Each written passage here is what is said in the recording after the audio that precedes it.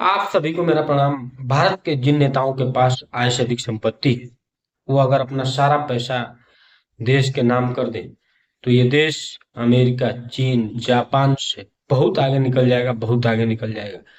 इन लोगों के सुविधा सुरक्षा में जितना खर्च हो रहा है, उसी का देन है कि आज भारत विश्व मजदूर, गरीब, आप समझिए कि भूखमरी, बेरोजगारी, गरीबी चरम सीमा पर है। तो सिर्फ और सिर्फ उसका योगदान एक ही है, और उसका श्रेय जाता है इन नेताओं को। आज ही के समय में डॉक्टर एपीजे अब्दुल कलाम थे, अटल बिहारी वाजपेयी थे, लाल बहादुर शास्त्री थे। इन्हीं लोगों के समय में थे, कोई सतयुग द्वापर त्रेता में नहीं थे। इन सब लोगों ने देश के लिए अपना त्याग, तपस्या, समर्पण और जो साहस और वीरता पराक्रम दिखाया है देश के लिए। एक वक्त की रोटी महाराणा प्रताप ने घास की रोटी इसी देश में खाई। जितने भी हमारे वीर महापुरुष हुए, जितने भी क्रांतिकारी हुए, हंसते हंसते फांसी के फंदों को जिन लोगों ने चूम लिया, हंसते हंसते बलिवेदी पर चढ़ गए, उनका ध्येय बस एक ही थे। उनका ध्येय बस एक ही था, उनका स्पष्ट इरादा था कि माँ भारती का मान सम्मान स्वाभिमान की रक्षा करना, तिरंगे की मान सम्मान स्वाभिमान की रक्षा करना, और देश को विश्व गुरु बनाना। आज जो ये नेता संसद में छाती पीट रहे हैं और दुनिया के बड़े बड़े देश बड़े बड़े नेताओं पर विश्वास कर रहे हैं, इनको अपने देश के सेना पर भरोसा नहीं है, अपने देश के प्रधानमंत्री पर भरोसा नहीं है। हमें पक्ष विपक्ष, चाहे जो भी इन लोगों का आपसी राजनीतिक मतभेद हो सकता है, लेकिन राष्ट्र हित के मुद्दे पर पक्ष विपक्ष को एक होना चाहिए। इसके लिए मैं एक बात बहुत स्पष्टता के साथ कहना चाहता हूं कि जो लोग ये ढिढोरा पीट रहे हैं, देश के प्रधानमंत्री ने एक बार भी अपने मुंह से ट्रंप का नाम नहीं लिया। आप सोचिए, इतना बड़ा इग्नोरेंस कौन कर सकता है पूरी दुनिया में। एक बार भी ट्रंप का नाम नहीं लिया।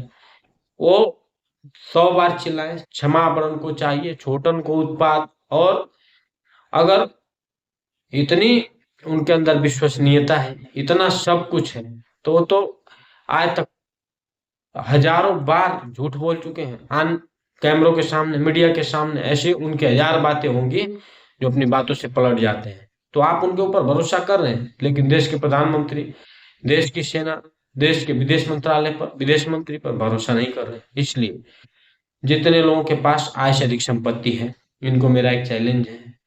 अगर आप सच्चे देशभक्त हैं, आप सच्चे अब्दुल कलाम को मानते हैं, आप इन वीर क्रांतिकारियों के सपनों का अगर भारत बनाना चाहते हैं, लाल बहादुर शास्त्री के सपनों का भारत बनाना चाहते हैं, और अगर आप राम के, कृष्ण के, शिव के, गौतम, कणाद, जमनी, पाणिनि, पतंजलि, जितने भी हमारे ऋषि मुनि, वीर वीरांगना, क्रांतिकारी, स्वयं भगवान के जैसे भारत को अगर बनाना चाहते हैं, उन लोगों के सपनों का अगर भारत बनाना चाहते हैं, तो आप लोग उनकी तरह त्याग क्यों नहीं करते। महाराणा प्रताप घास की रोटी खाएंगे, अब्दुल कलाम 2 कपड़े पहनेंगे, एक चप्पल हवाई पहनेंगे, लेकिन आप लोग ऐसा त्याग नहीं कर पा रहे। सबके पास ऐसे अधिक संपत्ति है। 99% की बात कर रहा हूँ, बहुत जिम्मेदारी के साथ बोल रहा हूँ। 99% नेताओं के पास आय से अधिक संपत्ति है। जब तक ये लोग अपने 10-10 पेंशन, 4-4 पेंशन, सुविधा सुरक्षा, विदेशी वस्तुओं का उपयोग करना नहीं छोड़ेंगे, तब तक ये भारत कैसे महान होगा। तब तक ट्रम्प के टैरिफ पे लोग चिल्लाते रहे, इनको शर्म नहीं आ रही है कि भारत क्या कर रहा है, इससे दुनिया को कोई असर नहीं पड़ा, लेकिन दुनिया क्या कर रही है उससे भारत को असर पड़ जा रहा है।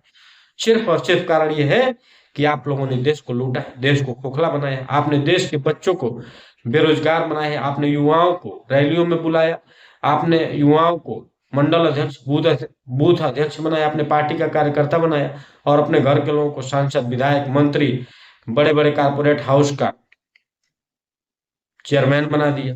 आपने अपने घर के लोगों को, अपने नात रिश्तेदारों को, अपने हित मित्र दोस्तों को सारे कॉन्ट्रैक्ट दे दिए। आपने घोटाले किए, आपने दलाली किया, भ्रष्टाचार किया, देश को लूटा। आप कैसे देशभक्त हैं।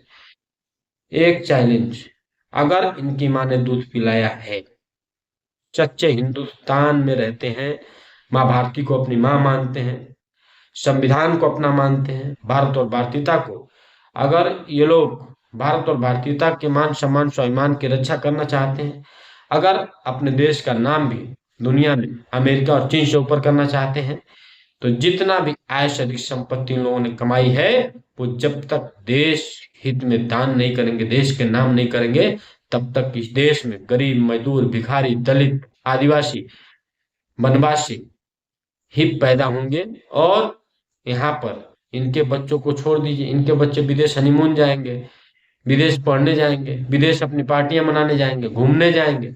और आपके बच्चे विदेश लोहा पीटने जाएंगे, कमाने जाएंगे, मजदूरी करने जाएंगे। इसलिए बहुत प्रामाणिकता के साथ बोल रहा हूँ, जब तक इस देश का तब तक भला नहीं होगा जब तक अब्दुल कलाम इनके आदर्शों में नहीं आएंगे, लाल बहादुर शास्त्री इनके आदर्शों में नहीं आएंगे, सरदार पटेल इनके आदर्शों में नहीं आएंगे, राम कृष्ण गौतम कणाद जमनी पाणिनि पतंजलि हनुमान काशी विश्वनाथ इनके आदर्शों में नहीं आएंगे, तब तक इस देश का भला नहीं हो सकता है। तब तक ये देश हर देश से नीचे रहेगा, हर देश से नीचे रहेगा। वंदे मातरम, जय हिंद, जय भारत। अगर ये बात, ये सच्चाई आपको अच्छी लग रही है, अगर देश हित में उठाया हुआ है हमारा आवाज आपको पसंद आए, तो हमारे वीडियो को जन जन तक पहुंचाइए, हमारे चैनल को सब्सक्राइब करिए, लाइक करिए, शेयर करिए, कमेंट करिए। वंदे मातरम, जय हिंद।